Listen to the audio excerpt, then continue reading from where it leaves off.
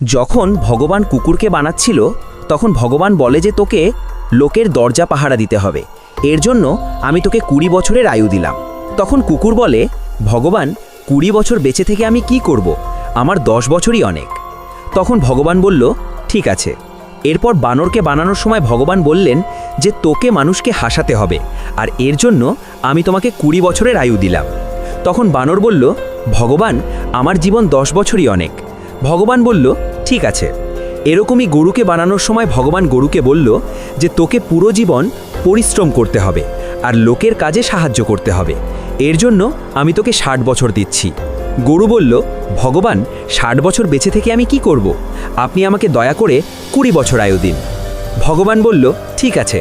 কিন্তু যখন মানুষের পালা এলো তখন ভগবান বলল যে আমি তোকে 20 বছরের সময় দিলাম, এই সময় তুমি খাবে দাবে আনন্দ করবে আর খুব মজা করবে, যা মন চায় তাই করবে। তখন মানুষ বলল, ভগবান এই 20 বছরের ছোট জীবনে কি হবে, আমাকে আরও সময় দাও।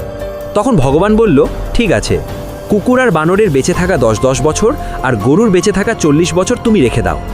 এজন্যই মানুষ জন্মের পর প্রথম 20 বছর আনন্দে দিন কাটায়, খুব খাওয়া দাওয়া খেলাধুলা করে। তারপর মধ্য বয়সে 40 বছর যে সে গরুর থেকে পেয়েছিল, ওখানে গরুর মতোই খুব পরিশ্রম করতে হয় এবং পরিবারের খরচ মেটাতে হয়।